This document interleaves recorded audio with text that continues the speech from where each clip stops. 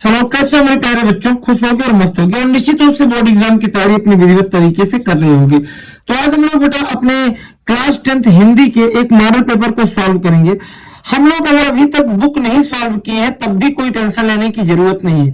अब अगर हम पूरे मॉडल पेपर पढ़ लेना, ये तो भी मान के चलो कि हमारे 90% क्वेश्चन यहीं से बार बार क्या होते हैं, रिवाइज होते हैं। क्योंकि ना वही क्वेश्चन, हिंदी एक ऐसी सब्जेक्ट है जिसमें मैक्सिमम क्वेश्चन क्या होते हैं, रिवाइज होते हैं। तो इसलिए अब तुम लोग ये करो कि एक एक सॉल्व यानी रोज मान के चलो मॉडल पेपर सॉल्व कर लो, निश्चित रूप से तुम्हारे अच्छे अंक आ जाएंगे। तो अब एकदम इसको मन से एक एक क्वेश्चन देखना और बढ़िया से इसको तैयारी करना जिससे तुम्हारे अच्छे अंक आए। और अगर अभी तक चैनल को सब्सक्राइब ना किए हो तो कर दो, क्योंकि हम पढ़े तुमको चाहे जो भी सब्जेक्ट रहेगा उसके इसी तरीके से मॉडल पेपर सॉल्व कराते रहेंगे। तो चलो पहले क्वेश्चन को देख ले, जो बहुत ही इंपॉर्टेंट क्वेश्चन है। कह रहा है कि हिंदी गद्य का आविर्भाव किस शताब्दी में हुआ। तो तुम लोगों को मालूम होगा कि हिंदी गद्य का आविर्भाव बेटा जो है वो 19वीं शताब्दी में हुआ। तो हम किस ऑप्शन पर टिक लगा ले, हम अपने किस ऑप्शन पर टिक लगा ले, 19वीं शताब्दी वाले ऑप्शन पर क्या कर दे, टिक लगा ले। समझ में बात है। और ये देखो, ये बहुविकल्पीय प्रश्न है, 1 से 20 तक के बहुविकल्पीय प्रश्न होते हैं, उसके बाद डिस्क्रिप्टिव होते हैं। अगला एक क्वेश्चन है, श्रृंगार रस मंडन रचना के लेखक कौन है। देखो, श्रृंगार रस मंडन की रचना, श्रृंगार रस मंडन जो है उस रचना के लेखक है बेटा गोस्वामी विट्ठल नाथ। तो देखो, कहीं गोस्वामी विट्ठल नाथ है, इसमें गोकुलनाथ है, नाभादास है, वैकुंठमणि शुक्ल है, तो ये तीनों नहीं है। कौन है इसमें? गोस्वामी विट्ठल नाथ है। अगला क्वेश्चन है क्वेश्चन नंबर 3 की अमीर खुसरो की रचना है।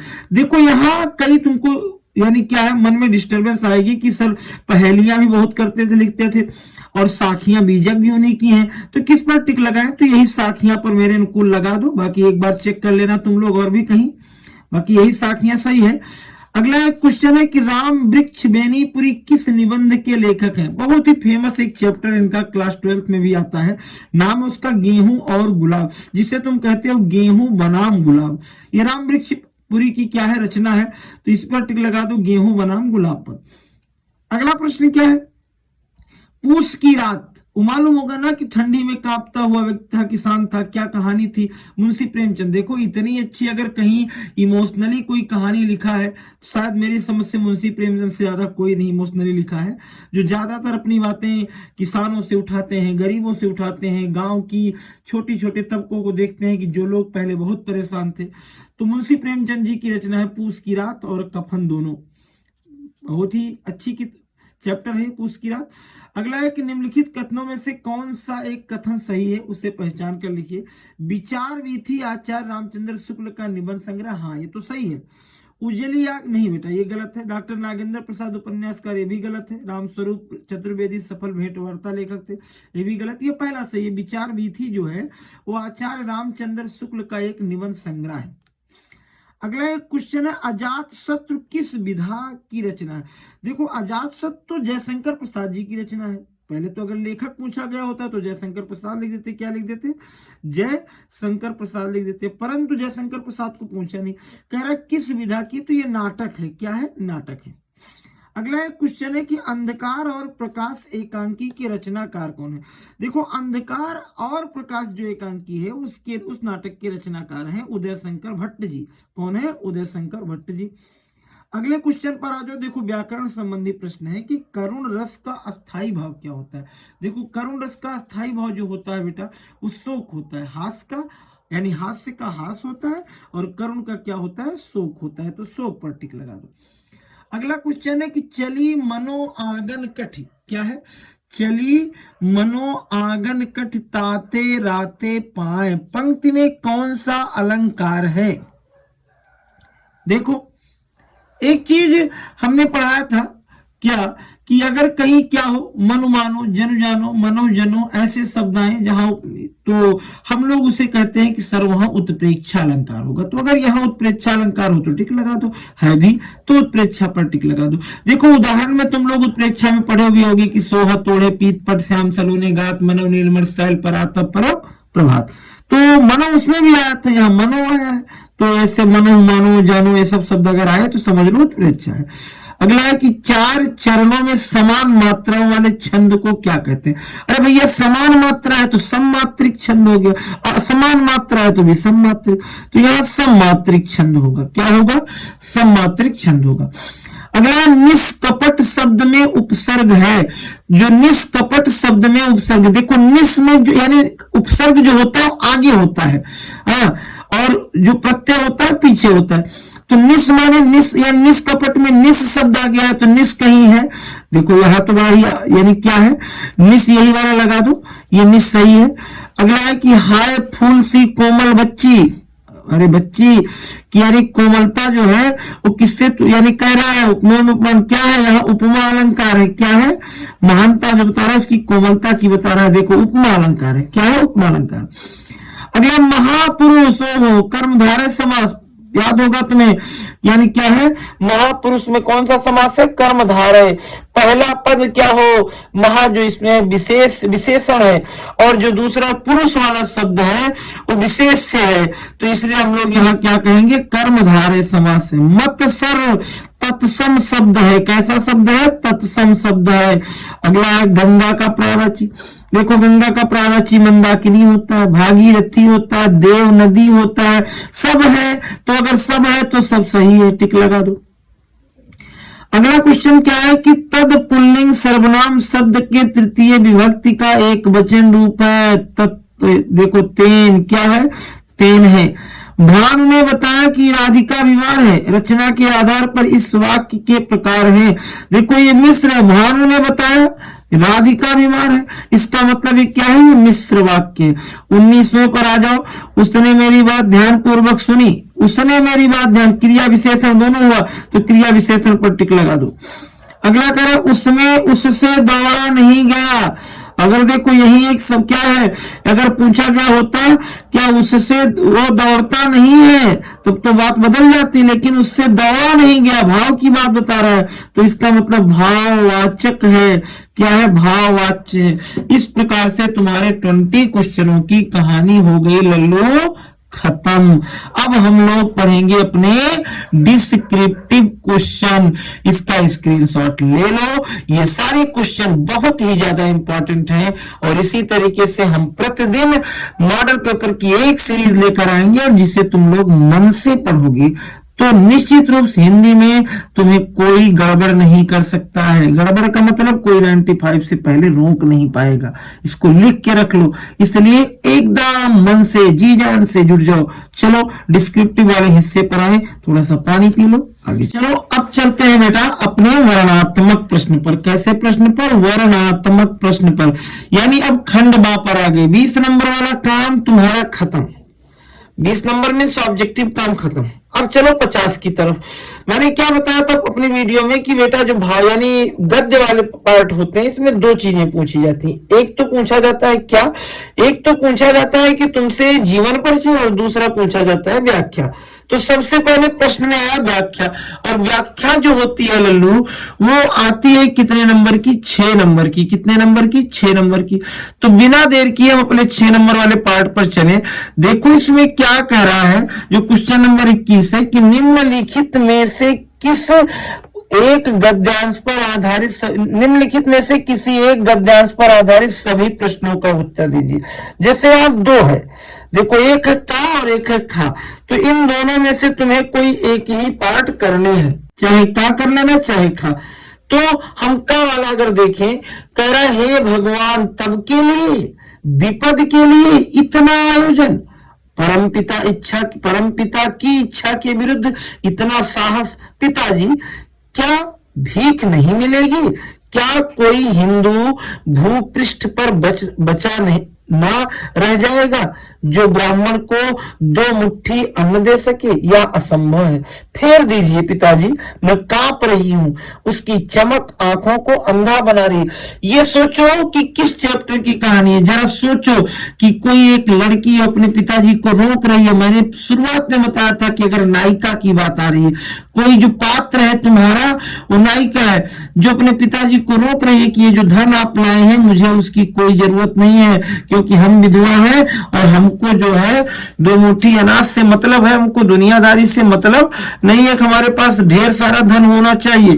तो एकदम इसको दिमाग से हटा दो। तो बेटा अब हम लोग अगर इनके प्रश्नों की बात करें ना, तो सबसे पहला प्रश्न इसमें कह रहा है कि उपर्युक्त गद्यांश का संदर्भ लिखिए।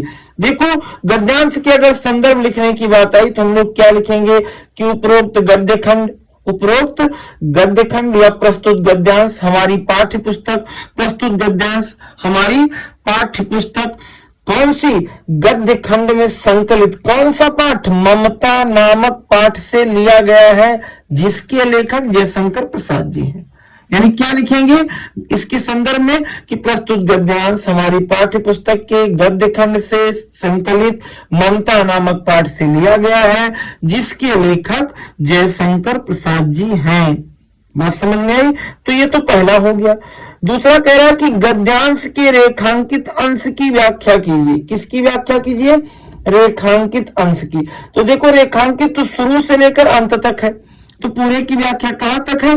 दो मुट्ठी अन्न दे सके तक। कहां तक है? दो मुट्ठी अन्न दे सके। तो वहां तक हमें क्या करना है?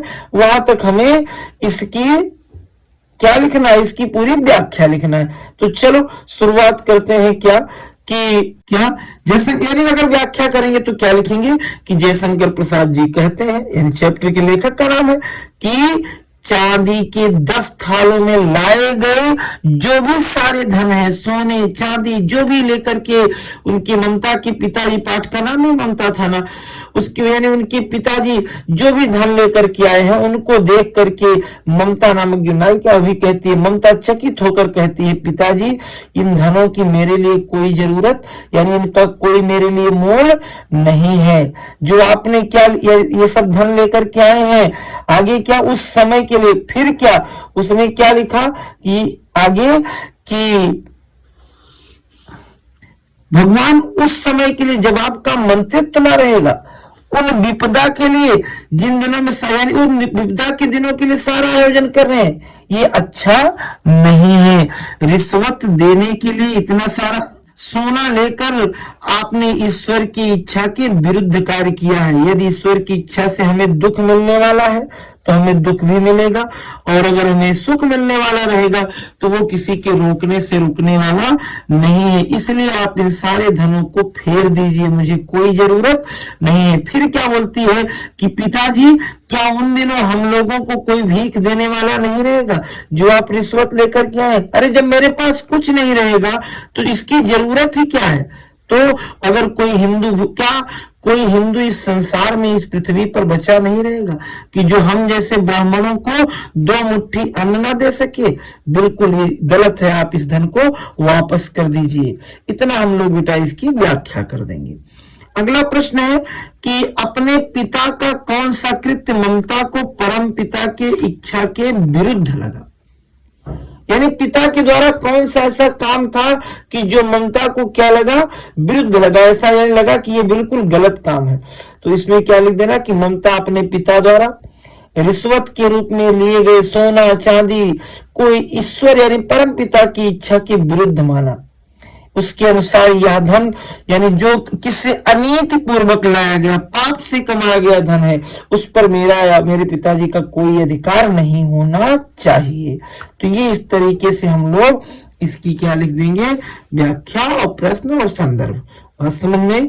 अगला तुम लोग अगर इसको कर लिए होगे तो इसको करने की कोई जरूरत है नहीं। तो अब चले आओ हम लोग अगले पार्ट पर, यानी क्वेश्चन नंबर 22 पर चले आए। क्वेश्चन नंबर 22 पर देख लो कि यहाँ क्या है। यहाँ लिखा है बेटा क्वेश्चन नंबर 22 में कि निम्नलिखित में से किसी एक पद्यांश पर आधारित सभी प्रश्नों का उत्तर दीजिए। इसी एक पद्यांश पर आधारित सभी प्रश्नों का उत्तर, यानी 2 पद्यांश हैं। एक ये है कि चरण कमल बंदो हरिराई जाकी कृपा पंग गिरलांग अंधे को सब कुछ दर्शाई बहिरो सुने गूंग पुनि बोले रंग चले सिर छत्र धराई सूरदास स्वामी करुणा में बार बार बंदो ती पाई। और एक दूसरा है कि उदित उदय गिर मंच पर रघुबरवाल पतंग विकसे संत सरोज सब। यानी फिर क्या, लेकिन तुम्हें इन दोनों में से किसी एक को करना है। तो अंका वाला पार्ट अगर करें तो इसमें क्या है कि यानी सबसे पहले कह रहा है कि उपर्युक्त पद्यांश का संदर्भ लिखिए। तो संदर्भ लिखने का मतलब ये हो गया कि किस पाठ से लिया गया है। तो तुम लोग क्या लिखोगे, तो सबसे पहले संदर्भ जब लिखेंगे तो क्या हो जाएगा कि ये जो प्रस्तुत पद्यांश है हमारी पाठ्य पुस्तक की काव्य खंड में संकलित, ये जो प्रस्तुत पद्यांश है हमारी पाठ्य पुस्तक के काव्य खंड में संकलित, कौन से संकलित, पद शीर्षक से लिया गया है। और यह महाकवि सूरदास जी द्वारा रचित सूरसागर महाकाव्य से लिया गया है। किससे, सूरसागर महाकाव्य से लिया गया है। वैसे भी जान लो सूरदास लिखे ना, जान लो सूरदास ने ही लिखा है और पद तो उन्होंने लिखा ही है, तो दो चीजें तो तुम्हें वैसे भी मिल जाएंगी।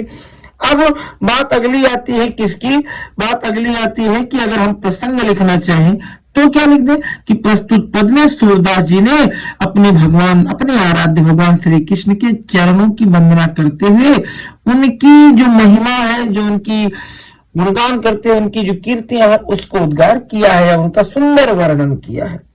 तो चलो हम लोग अब ये पहला तो हो जाएगा, अगला है रेखांकित अंश की व्याख्या कीजिए। जाकी कृपा पंगु गिरलांग है, यानी भक्त शिरोमणि सूरदास जी कहते हैं कि मैं उनके चरण कमलों की वंदना करता हूँ। किनके चरण कमलों की वंदना करता हूँ, यहीं से लिखना कि भक्त शिरोमणि सूरदास जी कहते हैं कि मैं उन भगवान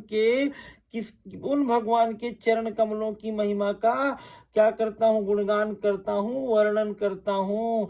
क्या, जिनके चरण कमलों की कृपा क्या है कि जाकी कृपा पंगु गिरिलांग है, यानी जिनकी कृपा से पंगु माने लंगड़ा और गिरि माने पर्वत और लांग है माने लांग जाता है, यानी जिनकी कृपा से लंगड़ा व्यक्ति भी पर्वतों को लांग जाता है। अंधे को सब कुछ दर्शाई, अंधे को भी सब कुछ दिखाई देने लगता है। तो वैसे तो केवल इतने की व्याख्या लिखना है, लेकिन मान लो पेपर में तुम्हें क्या हो जाए, ऐसा रहे कि कुल आया हो, तब हम लोग क्या लिखेंगे, बहिरो सुने, बहरा सुनने लगता है। गूंग पुनि बोले, और जो गूंगा है अर्थात जो कभी बोलने वाला नहीं वह भी बोलने लगता है।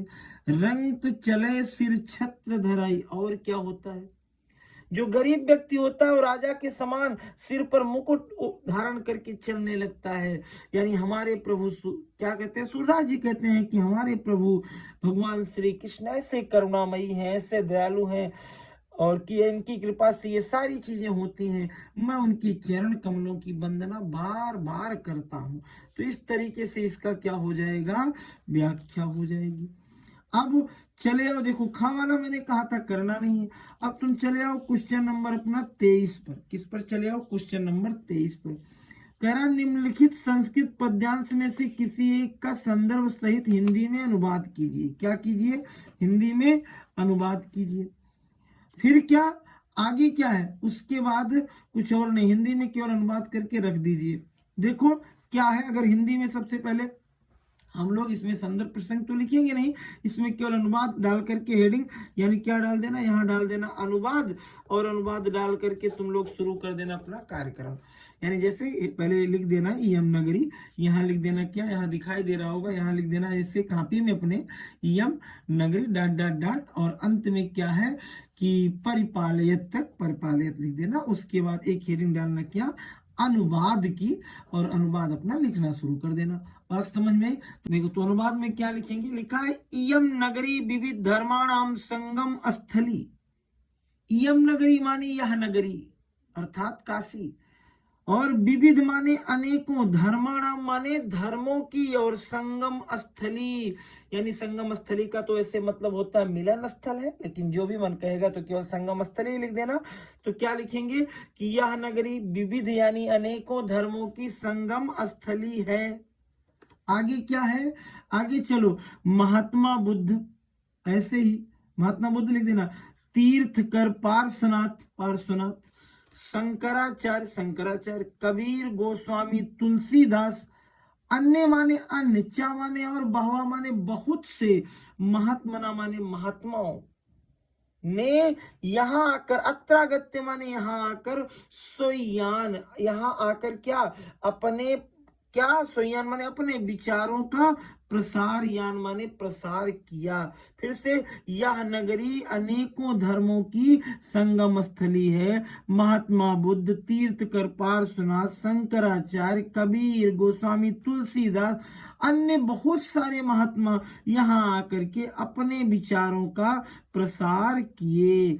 ना केवलम दर्शने साहित्य धर्मे, यानी ना केवल किसके क्षेत्र में, ना केवल दर्शन के क्षेत्र में, इसके अलावा साहित्य और धर्म में भी, इसके अलावा अपितु कला क्षेत्रे यम नगरी, यानी यह नगरी कला के क्षेत्र में भी क्या है, अनेकों कलाओं, शिल्प कलाओं से लोके विस्तृता माने संसार में प्रसिद्ध है। यानी ये जो ऊपर लिखे तुमने देखा था, ना केवल दर्शन साहित्य के क्षेत्र में, इसके अलावा कला के क्षेत्र में भी यह नगरी अनेकों कलाओं और शिल्प कलाओं से क्या है, संसार में प्रसिद्ध है। अत्रत्या कौशेय साटिका देशे देशे सर्वत्रम स्पृहन्ते। अत्रत्या माने यहाँ की, कौशेयम माने किसकी, रेशमी वस्त्र की, और साटिका माने साड़ियां। यहाँ के रेशमी वस्त्र की साड़ियां या रेशमी साड़ियां देश में, देश विदेश यानी देशे देशे माने सभी जगहों पर, सर्वत्र माने सभी जगहों पर, देश विदेश में क्या है, पहनी जाती है, पसंद की जाती हैं। अत्रत्या यहाँ की प्रस्तर मूर्तियां, प्रस्तर माने होता है बेटा पत्थर की मूर्तियां, यानी यहाँ पत्थर की मूर्तियां प्रसिद्ध हैं। यहाँ कौन सी, पत्थर की मूर्तियां प्रसिद्ध हैं। इयम निजाम प्राचीन परंपरा इदानीम परिपालित, यहाँ आज भी क्या है, यहाँ अपनी प्राचीन परंपरा का पालन इस समय भी हो रहा है। अब यहां तक लिख देना। और देखो कितना अच्छा है कि कभी कभी ऐसा होता है कि दोनों वाराणसी से आ जाता है। देखो ये भी वाराणसी प्राचीन काल, लेकिन तुमने जब पहला ये वाला लिख दिया तो इसके लिखने की कोई जरूरत ही नहीं। चलो अब क्वेश्चन नंबर अपने किस पर, 24 पर। क्वेश्चन नंबर 24 में क्या कह रहा है कि नीचे दिए गए संस्कृत श्लोक में से किसी एक का संदर्भ सहित हिंदी में अनुवाद करो। देखो अगर वास्तव में तुम मात्र कुछ ही समय, देखो एकदम कम से कम समय मैंने पूरा सेट सॉल्व किया है, अगर तुम इतनी देर भी बैठ करके मंच से देख लोगे ना, तो ये समझ लो कि तुम्हें हिंदी में कोई फेल नहीं कर सकता है। तो फेल करने की बात मतलब ये 90 से नीचे तो कोई तुम्हें रोक ही नहीं पाएगा। अगला है कि हत्तो, देखो ये संस्कृत में श्लोक है और उसका अर्थ लिखना है। जैसे अब इसमें भी मैंने बताया था, जैसे गद्य वाले खंड में से इसमें भी दो है, एक श्लोक ये है, एक श्लोक ये है। इन दोनों में से तुम्हें एक ही करना है, चाहे पहला कर दो चाहे दूसरा कर दो। देखो हम लोग पहला कर दे चाहे दूसरा कर दे, बात एक ही है। मैं कई अनसॉल्व मॉडल पेपर पढ़े तुम लोगों को समझाऊंगा और इस तरीके से कभी हम लोग सेकंड कर लेंगे, कभी फर्स्ट कर लेंगे, दोनों अगर आता रहेगा तो सब बढ़िया। यानी सबसे पहले संदर्भ लिख ले, इसका हम लोग सबसे पहले बेटा संदर्भ लिख ले। संदर्भ में क्या लिखेंगे, प्रस्तुत, क्या लिखेंगे, प्रस्तुत श्लोक हमारी पाठ्य पुस्तक संस्कृत खंड में संकलित कौन सा, बीरा बीरेन नामक पाठ से उद्धृत है। आगे क्या है, अनुवाद में लिखेंगे क्या, अनुवाद हेडिंग डालेंगे, क्या डालेंगे, अनुवाद, और उसमें क्या लिखेंगे, आज कहते हैं यदि हम हतो प्रापा स्वर्गम, एक मिनट रुक जाओ, पहले थोड़ा सा लिख देना है कि यदि हम युद्ध में मारे गए, हतो मारे गए, वाह, यदि हम मारे गए तो प्राप्यास स्वर्गम, तो हम लोग क्या करेंगे, स्वर्ग की प्राप्त करेंगे। यानी यदि युद्ध में मारे गए तो स्वर्ग प्राप्त करोगे, और यदि जीतो, यदि जियोगे भोक्ष से मही, मही माने पृथ्वी, तो पृथ्वी का भोग करोगे। यानी यदि युद्ध में मारे गए तो स्वर्ग की प्राप्ति करोगे, और यदि जीवित रहे तो पृथ्वी का भोग करोगे। तस्मादुतिष्ठम कौन्तेय युद्धया कृत निश्चय, यानी फिर क्या आगे कि उठो हे अर्जुन, निश्चय करके युद्ध करो। हे अर्जुन उठो, कौन्तेय माने अर्जुन को कहा जाता है, भगवान श्री कृष्ण का ये समझ लो गीता में उपदेश है, कुरुक्षेत्र के मैदान में दिया गया श्लोक है, वहां से हमने उसे उठाया इस पाठ के लिए। क्या है कि हे अर्जुन उठो और निश्चित रूप से युद्ध करो। निश्चय करो कि हमें युद्ध करना है। इसके बाद बेटा ना हमारे में आ जाएगा क्या कि 25 नंबर क्वेश्चन में कि हमारे पठित खंड काव्य के आधार पर निम्नलिखित प्रश्नों में से किसी एक का उत्तर दीजिए। देखो ये हर जिले के लिए अलग अलग होता है, इसके लिए तुम लोग, मैं क्या बताऊं कि इसमें क्वेश्चन अपने आप से इतना पढ़ लेना, इसलिए क्योंकि हर जिले का लगभग लगभग तुम्हारे सर जी बताए होंगे कि कहीं मेवाड़ मुकुट आता है, कहीं अग्र पूजा आती है, कहीं कर्म भूमि आती है, कहीं जय सुभाष आता है, कहीं मातृभूमि आती है, कहीं तुमुल, कहीं जोत जवाहर कर्ण, बहुत सारी चीजें हैं।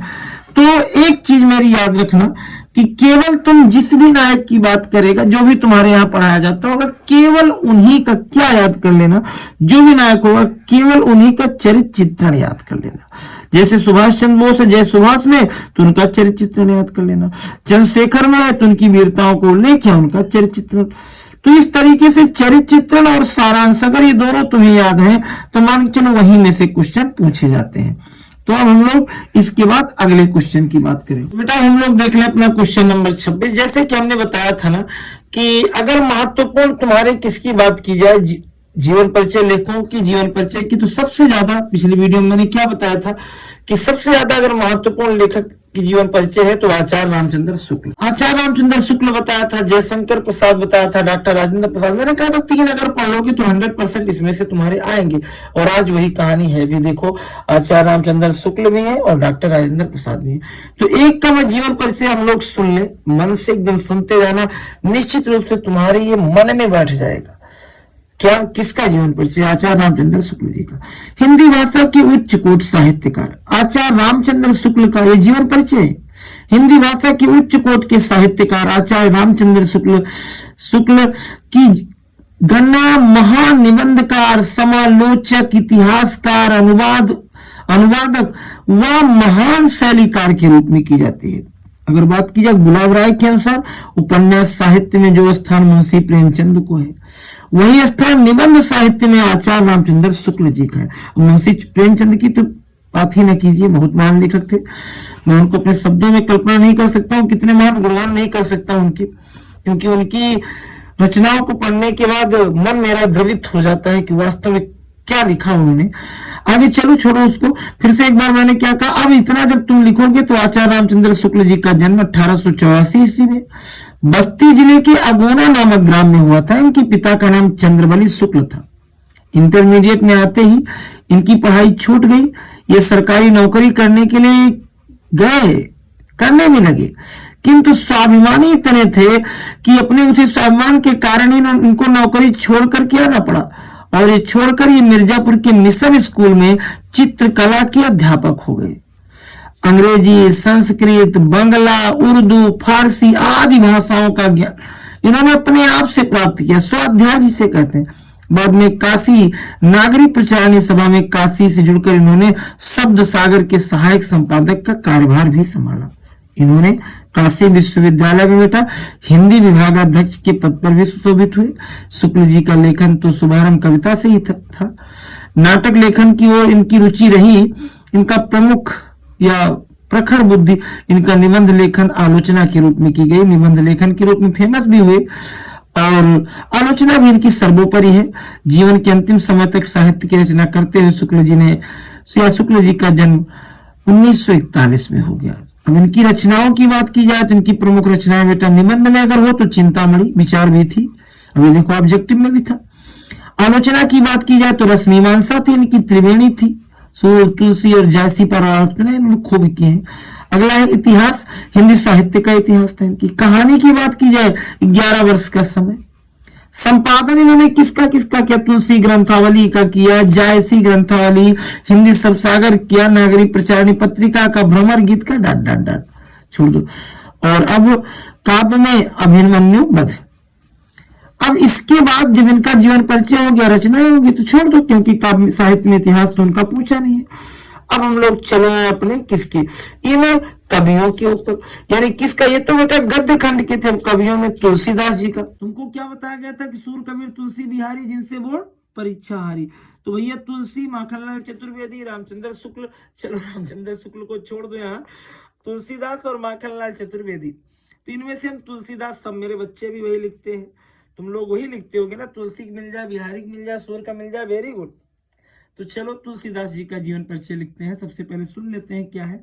एक बार कान में जाएगी आवाज ना, तो ऐसा लगेगा कि जैसे तुलसीदास जी स्वयं मुझे बता रहे हैं कि मैं इसी सन में पैदा हुआ था। देखो सुनो, और इसी तरीके से कई बार सुनते रहोगे, रात में सोते समय ना इसको सुन लिया करो, 100% तुम्हारे मन में बैठ जाएगा। और क्या है कि लोकनायक गोस्वामी तुलसीदास भारत के ही नहीं संपूर्ण मानवता के तथा संसार के कवि हैं। ऐसा क्यों लोग कहते हैं? क्योंकि हम लोगों का एक महाकाव्य रामचरितमानस की रचना की, और आज तो इतना प्रचलित है भाई कि हिंदुओं के घर घर में, हिंदू ही नहीं दुनिया के सभी लोग उसको क्या करते हैं, पढ़ते हैं, उससे संस्कारों को, इन सारी चीजों को उससे सीखते हैं। तो आगे लिखेंगे कि उनके जन्म के संबंध में बहुत सारी क्या है प्रमाणिकताएं हैं, लेकिन उनका जन्म माना जाए तो 1932 में बांदा जिले के राजापुर ग्राम में हुआ था। कुछ विद्वान उन्हें एटा का मानते हैं, सोरो नामक स्थान पर, लेकिन एक दोहा था कि 1554 में से कालिंदी के तीर श्रावण शुक्ला सप्तमी तुलसीदास जी सरयू पारीण ब्राह्मण थे। इनके पिता का नाम आत्मा रामदूबी और माता का नाम उलसी था। कहा जाता है ना, बचपन में अभियुक्त नक्षत्र में पैदा हुए थे, इसके कारण इनके माता पिता ने इनको क्या किया, इनको त्याग दिया, और इनका पालन पोषण प्रसिद्ध संत एक नरहरिदास थे उन्होंने किया, और उन्हें ज्ञान एवं भक्ति की शिक्षा भी प्रदान की। इनके विवाह के समय की बात होगी। इनका विवाह पंडित दीनबंधु पाठक की पुत्री रत्नावली से किया गया, और इन्हें अपनी पत्नी से इतना प्रेम था, उनके रूप सौंदर्य से, ये उनसे एकदम अपने सारी समझो आसक्त थे उस पर, एकदम ये अपने सारे कार्यों को छोड़कर केवल ये इनका पूरा मन उसी में रमा रहता था। तो एक दिन ना ये बिना किसी के बताए आधी रात में, कौन, ये तुलसीदास जी बिना किसी को बताए आधी रात में यानी अपने ससुराल जा पहुंचे। जब अपने ससुराल ये जा पहुंचे तुलसीदास जी, तो इनकी पत्नी जो थी वो घर के दरवाजे पर जैसे ही इनको देखी कि भैया आधी रात को हो गया है और तुम बिना आधी तूफान झंझावतों का सामना करते हुए जैसे कोई युद्ध जीतने जा रहे, तो उन्होंने कहा कि अस्थि चर्मम में देह ममता में ऐसी प्रीत ऐसी जो श्री राम में होत न तो भवित। यानी अगर तुम्हें अस्थि चमड़े से बनी शरीर से इतना प्रेम है, अगर कहीं इतना भगवान से प्रेम हो जाता तो शायद संसार से तुम तर जाते। मातृषि दोहे को सुन करके वहां से तुलसीदास जी निकल पड़े और मोह माया संसारिक से विरक्त हो गए। उनके हृदय में सिर्फ भगवान राम के प्रति भक्त जागृत हो गई। कहा जाता है कि अनेकों तीर्थों का तुलसीदास जी ने क्या किया, अनेकों तीर्थों का तुलसीदास जी ने भ्रमण किया, और फिर उसके बाद अंत चित्रकूट गए, कहाँ फिर लास्ट में उन्होंने भगवान श्री राम से के महान ग्रंथ यानी रामचरितमानस की रचना की, और इसके अलावा बहुत सारे 13 अन्य ग्रंथों की भी रचना की है।